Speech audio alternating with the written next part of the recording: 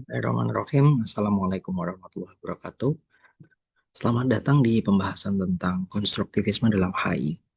Jika neorealisme, neoliberalisme, dan juga dua teori perdebatan yang lain, yaitu realisme dan liberalisme, lebih banyak bicara tentang apakah manusia itu pada dasarnya damai atau tidak, maka konstruktivisme berakar dari sesuatu yang berbeda, yaitu dari ilmu sosiologi. Mereka lebih banyak melihat ke interaksi sosial antar manusia dan bagaimana antar interaksi sosial tersebut mencerminkan interaksi antar negara dalam politik internasional. Halo, selamat datang di penjelasan mengenai konstruktivisme dalam hubungan internasional yang akan berpusat pada gagasan dan identitas. Dalam interaksi kita sehari-hari, seringkali kita harus menentukan sesuatu, bahkan mengukur sesuatu. Apakah sesuatu itu diterima atau tidak, apakah sesuatu itu baik atau tidak, apakah sesuatu itu benar atau tidak. Tapi karena kita ada di dalam masyarakat yang punya kacamata yang berbeda, maka eh, bagaimana kita melihat sesuatu akan tergantung dari kacamata kita yang kita gunakan. Nah, konstruktivisme melihat ini sebagai cara yang pada akhirnya membentuk interaksi yang menentukan bagaimana antar aktor antara satu dengan yang lain itu saling berhubungan. Nah, oleh karena itu, inilah yang kemudian menentukan bagaimana interaksi antar orang tersebut terjadi. Nah, oleh karena itu, kebenaran itu sendiri menurut eh, konstruktivisme itu tergantung pada orang-orang yang ada di dalamnya. Sehingga bukan berarti bahwa kita bisa serta-merta menentukan, tapi itu akan ditentukan oleh dialektika materialisme dan historis. Apa artinya? Bahwa ada interaksi antara agen dan struktur. Agak rumit ya. Tapi dari mana kita bisa mengetahui kebenaran? Dan kebenaran itu terbentuk pada pendapat kita sendiri yang dipertemukan dengan pendapat orang lain sehingga membentuk sintesis. Pendapat kita sendiri dalam dialektika materialisme kita sebut sebagai tesis, sedangkan pemahaman dari orang lain yang seringkali berlawanan dengan sudut pandang itu kita sebut sebagai antitesis. Nah, kebenaran menurut teori ini kemudian dilihat dari bagaimana interaksi antara tesis dan antitesis sehingga membentuk kenyataan baru yang kita kemudian sebut sebagai sintesis. Sintesis itu sendiri adalah proses pembentukan ya sesuatu yang baru yang uh, berasal dari dua hal yang dilawankan. Sejarah menurut uh, menurut dialektika materialisme itu terbentuk dari bagaimana kita sebagai agen itu membentuk dan terbentuk oleh struktur. Agen adalah siapa-siapa yang bukan hanya siapa, tapi apa-apa yang bisa mempengaruhi struktur dan peraturan itu sendiri. Sedangkan struktur adalah tatanan yang sudah ada, yang kita mengikuti aturan tersebut. Misalnya, jika struktur di dalam satu ruang, kita adalah agen di dalam satu ruang kelas misalnya, maka strukturnya adalah aturan-aturan yang baik yang tertulis maupun yang tidak tertulis di dalam uh, kelas tersebut. Misalnya adalah tentang cara berpakaian, keterlambatan atau kedatangan tepat waktu, itu menjadi struktur yang sudah ada di dalam ruangan. Tapi agen atau aktor yang di dalamnya itu bisa melakukan perubahan terhadap struktur yang ada di situ. Misalnya adalah kita mengubah kesepakatan antara masuk jam 8 pagi menjadi jam 8.15. Itu adalah upaya yang bisa dilakukan oleh oleh agen untuk mengubah struktur sehingga dia bisa menyesuaikan pada keberadaan agen di situ. Nah, dialektika itu berarti adalah bagaimana kita sebagai manusia, agen secara terus-menerus melakukan tesis dan antitesis dengan orang lain sehingga struktur dan agen itu sendiri berubah atau tetap. Begitu. Sejarah itu adalah perjalanan bagaimana interaksi itu membentuk kesepakatan-kesepakatan dalam masyarakat, baik itu masyarakat desa, masyarakat internasional, bahkan itu bisa menyusun dan menata dunia sedemikian rupa gitu. Maka politik di dalamnya adalah bagaimana agen-agen tersebut memahami dan mengelola struktur uh, agar dia punya kemampuan untuk membawa dirinya dan memenuhi kebutuhan-kebutuhannya, memenuhi atau bahkan menguasai gitu. Makanya ada di dalamnya yang namanya fenomena dan noumena. Kita akan berangkat dari noumena dulu. Noumena itu adalah keberadaan sesuatu tanpa persepsi, tanpa pandangan, tanpa label yang kita berikan kepada sesuatu itu. Misalnya adalah warna pink. Warna pink adalah sebuah realita tanpa kita tambahkan sesuatu di dalamnya. Warna pink adalah satu bentuk realita yang memang ya udah warna pink aja gitu. Tapi fenomena itu kemudian ketika kita memberikan label pada kejadian atau benda yang kita amati di lingkungan sosial sehingga kita tahu, kita bisa menilai, kita bisa menerima atau tidak menerima sesuatu itu. Contohnya ada fenomena yang kita melabeli warna pink sebagai warna yang feminin. Sehingga orang yang dan ketika satu identitas tertentu tidak sesuai dengan label tersebut, maka itu dianggap sebagai sesuatu yang tidak normal. Normal atau tidak, padahal adalah sesuatu yang kita sendiri yang bentuk. Gitu. Adalah hasil kesepakatan antara satu masyarakat dengan yang lain. Tapi kemudian ini ditanamkan kepada manusia ketika dia lahir dan besar. Oleh karena itu, ada yang namanya ontologi dan epistemologi, teman-teman. Ontologi adalah keberadaan sesuatu sesuai dengan sifat, komponen kerja, dan kondisi alamiahnya. Sedangkan epistemologi adalah bagaimana kita mendapatkan pengetahuan sehingga kita mendapatkan informasi berdasarkan pada kebenaran mengenai objek tertentu untuk menyimpulkan sesuatu. Apa hubungannya fenomena-nomena ontologi dan epistemologi? Maksudnya gini, teman-teman. Ketika kita lahir dan besar, kita melihat warna pink sebagaimana adanya. Tapi kemudian ada orang-orang di luar yang mengenalkan warna pink itu sebagai sesuatu yang bisa kita anggap sebagai feminin. Padahal label itu berasal dari orang lain. Ontologi itu adalah bagaimana warna pink itu sebagaimana adanya. Sedangkan epistemologi adalah bagaimana kita mengetahui bahwa warna pink itu kemudian dilabeli sebagai sesuatu yang berwarna, sebagai sesuatu yang feminin. Kalau kita mau ambil contoh yang lain adalah eh, misalnya ya yang sekarang sedang terjadi adalah noumena adalah keberadaan em, LGBT gitu. Jika itu dianggap sebagai sebuah realita, eh, kita melihat ini sebagai keberadaan manusia dengan kecenderungan seksual yang tertentu, atau jika kita melihat ini sebagai eh, hewan yang punya kecenderungan seksual tertentu, maka kita tidak menanamkan persepsi apapun. Tapi ketika kita menilai ini berdasarkan pada fenomena, kita memberikan label dan kita memberikan label bahwa perilaku seperti itu tidak bisa diterima. Nah, ontologinya adalah bahwa ada peristiwa seperti itu. Epistemologinya adalah bagaimana kita mendapatkan pengetahuan mengenai sesuatu. Uh, misalnya kita mendapatkan informasi itu berasal dari mana dan bagaimana dia mempengaruhi pemahaman kita tentang fenomena tersebut. Uh, Pengetahuan itu akan dipengaruhi oleh siapa yang membawa. Oleh karena itu, pemahaman kita tentang LGBT, apakah kita menerima atau tidak, itu akan tergantung dari siapa kita mendengar informasi tersebut. Maka, epistemologi itu juga menata cara kita mengetahui sesuatu.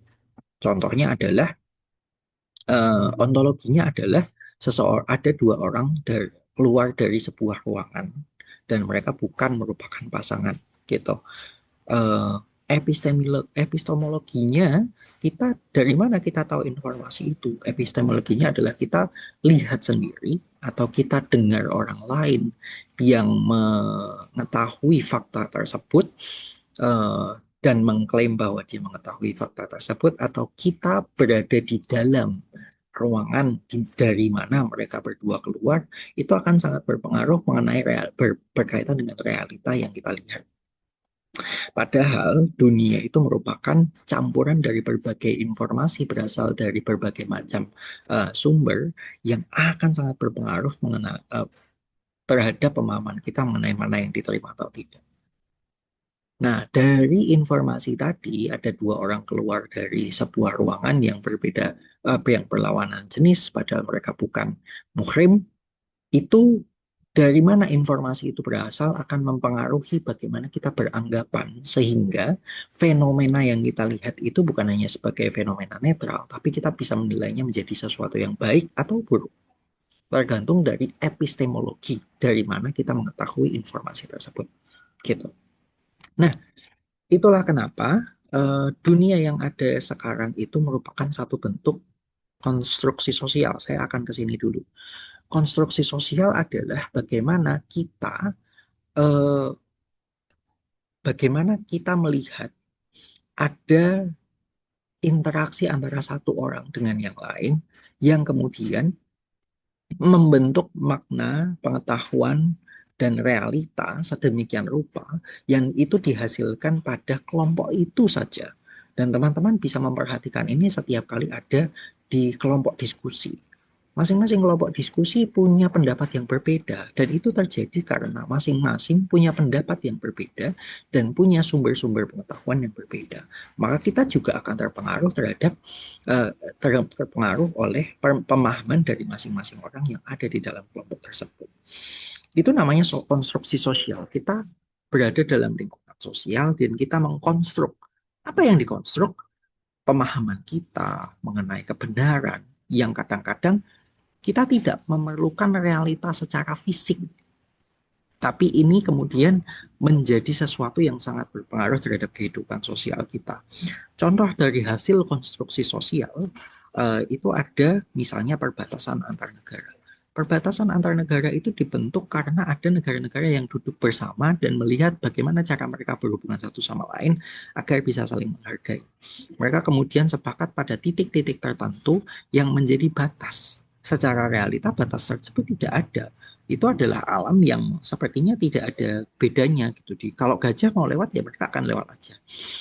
Tapi ini adalah sebuah konstruksi sosial yang dibangun oleh manusia. Maka, jika ada orang yang melanggar perbatasan tersebut dan melewati batas tersebut pergi ke negara lain, dia akan dikenai hukum yang berbeda. Dia akan ditanyakan apakah sudah punya izin atau enggak.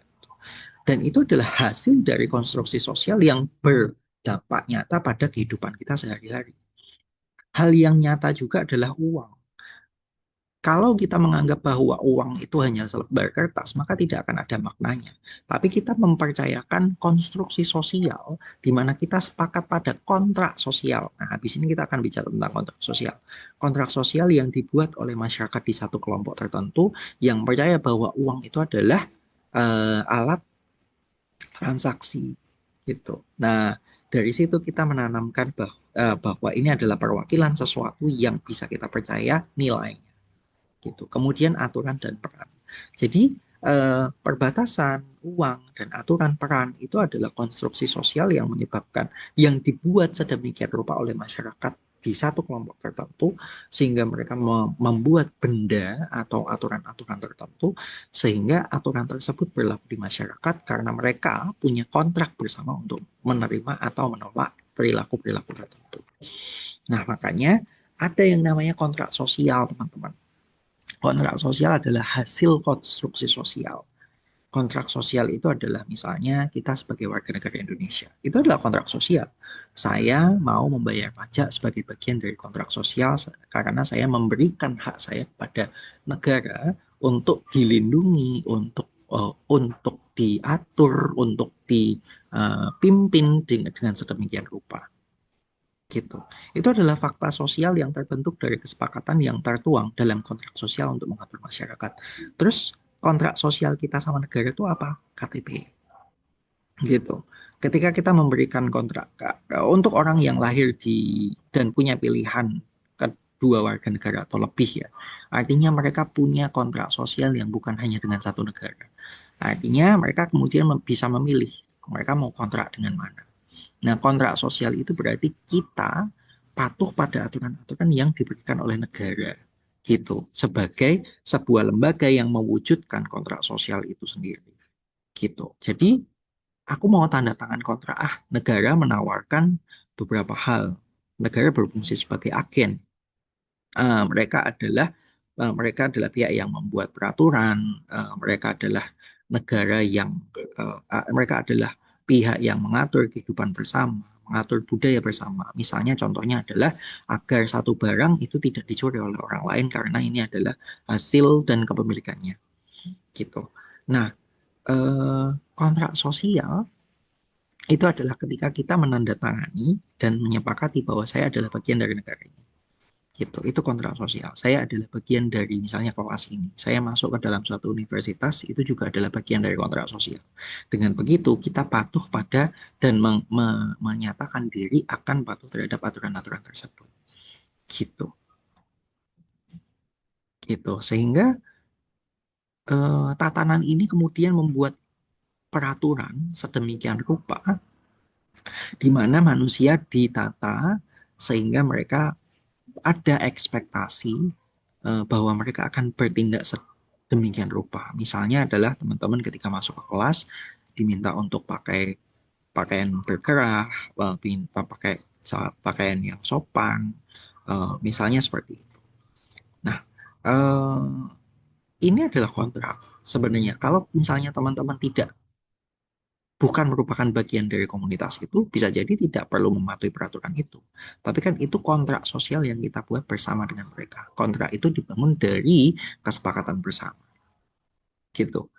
Nah, dari kesepakatan bersama itu muncul peran, muncul ekspektasi terhadap peran, sehingga interaksi, sosialisasi, dan internalisasi norma itu terbentuk.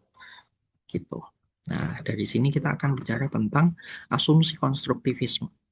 Nah, konstruktivisme itu percaya bahwa dunia ini dibangun oleh orang-orang yang berasal dari berbagai macam ragam dan mereka punya interaksi sosial satu sama lain sedemikian rupa sehingga identitas mereka itu membentuk apa yang mereka mau, peraturan yang mereka buat dan oleh karena itu menata dunia sedemikian rupa sesuai dengan keinginan mereka. Makanya identitas itu akan sangat berpengaruh terhadap eh, bagaimana sesuatu itu dipandang, bagaimana sesuatu itu diterima atau ditolak. Misalnya adalah teman-teman, katakanlah kalau orang Jawa itu bosok kromo sama orang tua, berbahasa halus kepada orang tua itu menjadi sesuatu yang diwajibkan. Itu berasal dan kemudian kita akan melihat sesuatu yang tidak diterima adalah sesuatu yang kasar, sesuatu yang bersuara keras gitu. Itu adalah bagian dari identitas kita. Maka di luaran, norma yang kita terapkan kepada orang luar adalah dengan melihat bahwa, oh kamu harus bertindak halus. Jika tidak halus, maka kamu entah bukan dari kita, atau kamu barbar, atau tidak beradab, gitu. Nah, dari sini, maka akan terbentuk tuh eh, sikap sosialnya dia. Bagaimana saya akan berperilaku menerima orang lain, atau menolak orang lain. Ketika menolak, maka dia akan merasa antipati pada kelompok tertentu.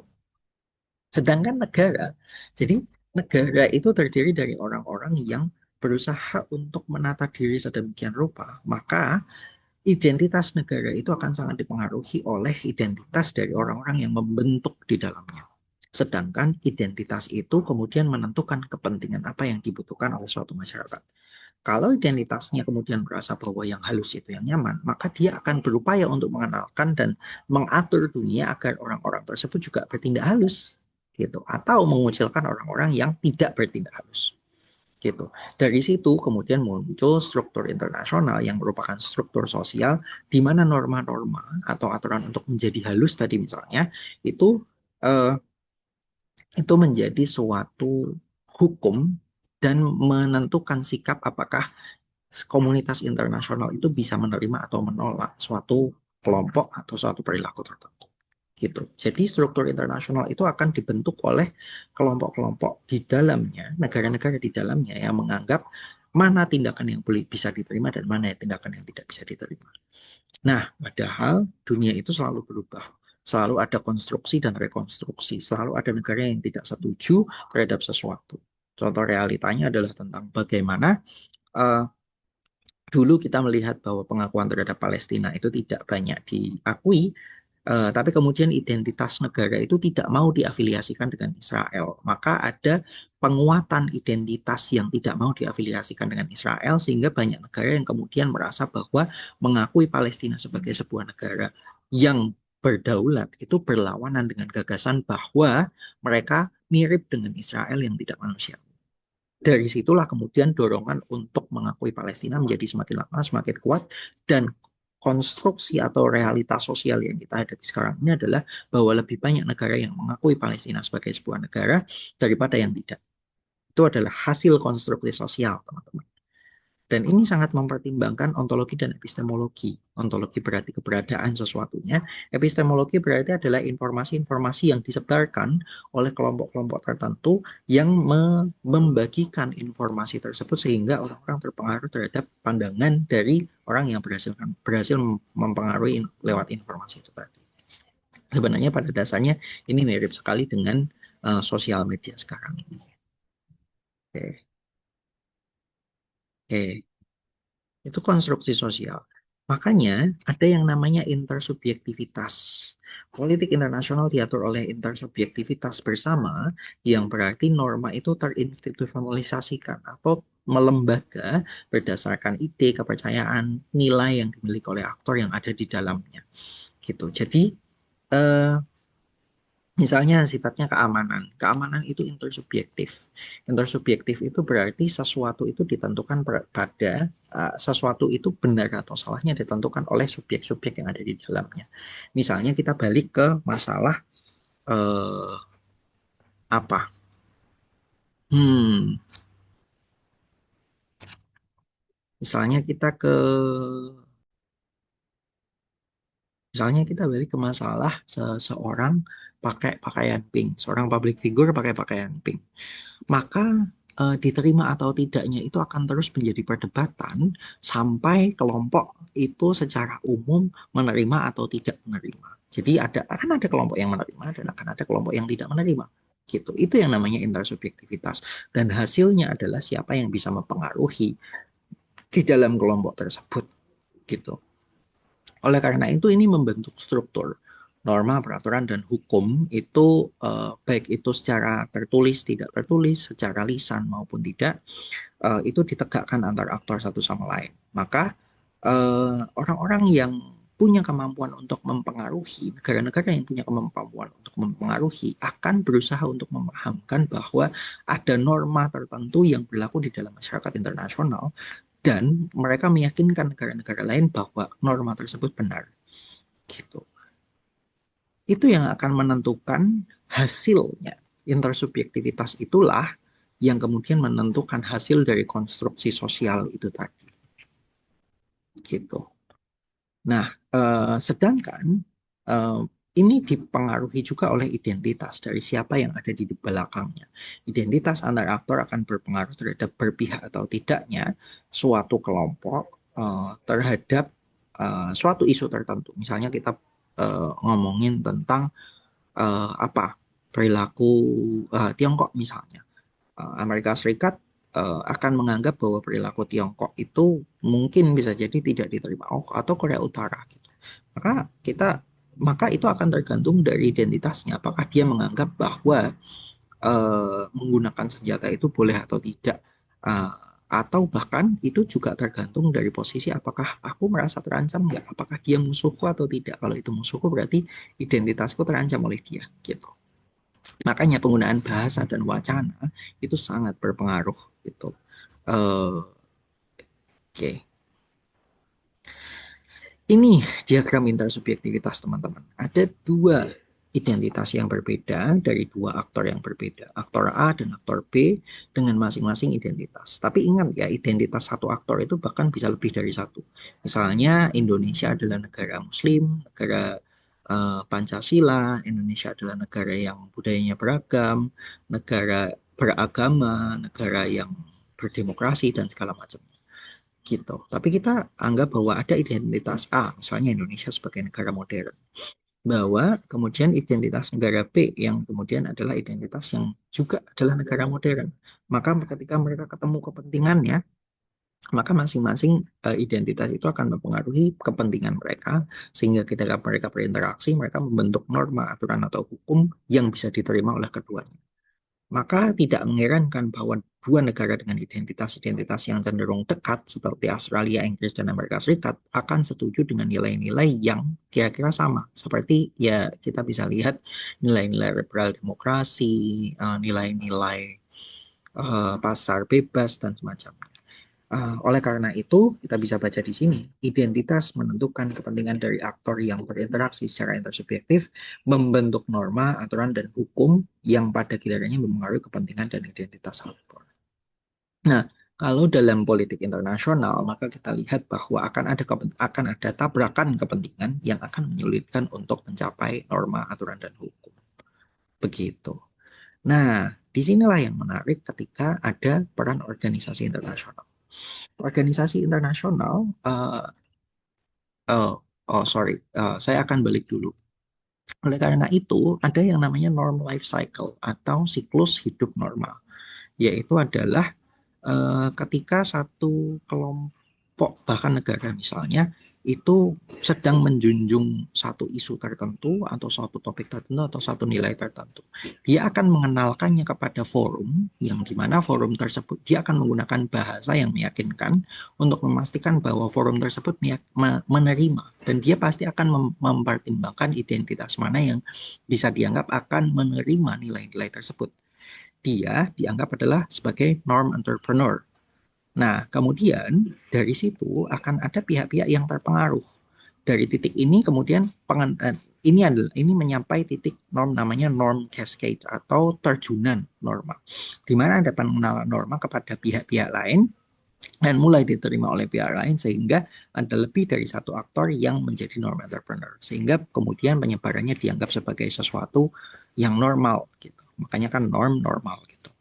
Nah, dari situ jika sudah dianggap sebagai normal, maka ada internalisasi norma di mana norma tersebut menjadi diterima dan pelanggaran kemudian ditindak. Bahkan jika ada sesuatu yang dilanggar, maka orang tersebut atau kelompok tersebut atau negara tersebut akan dianggap dikucilkan. Contoh yang nyata adalah ketika ada norm emergence dari negara-negara seperti Kanada, seperti Norwegia yang mengusulkan bahwa nuklir itu seharusnya tidak bisa diterima gitu. Maka norm cascade-nya kemudian dia mengenalkan informasi bahwa nuklir itu tidak bisa diterima di SALT Strategic Arm Limitation Treaty sama START Strategic uh, saya lupa START the Arm Reduction Treaty, Strategic Arm Reduction Treaty. Nah, atau pembatasan dan pengurangan senjata nuklir. Dari situlah kemudian ada banyak negara yang menyetujui bahwa oh iya betul bahwa nuklir itu tidak seharusnya ada dengan mempertimbangkan apa yang terjadi terhadap Jepang. Nah, norm cascade-nya terjadi sehingga kemudian banyak negara yang setuju dengan nilai tersebut.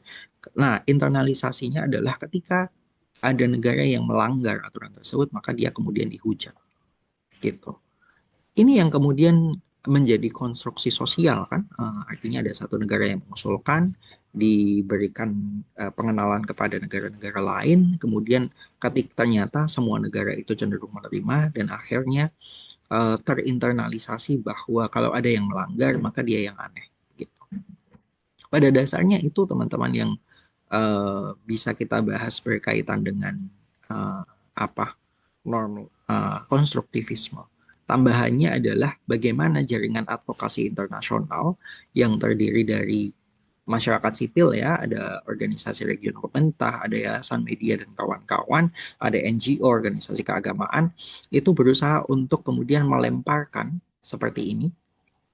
Mereka akan melemparkan isu kepada negara lain untuk bisa minta bantuan atau minta disuarakan, yang kemudian akan ada tekanan dari pihak luar negeri ke negara tersebut sehingga mereka punya kemampuan untuk tetap melakukan tekanan kepada negara di mana mereka berada untuk menyelesaikan isu-isu. Ini terjadi di banyak kasus teman-teman. Misalnya kita yang kemarin sempat minta tolong untuk kepada negara lain untuk atau komunitas internasional untuk menekan pemerintah Indonesia yang banyak melakukan tindakan yang kita katakan sebagai volume gitu ya. Oke, itu saja dalam pembahasan mengenai konstruktivisme dalam hubungan internasional. Jika ada pertanyaan, silakan ditanyakan. Terima kasih untuk sekarang dan Assalamualaikum warahmatullahi wabarakatuh.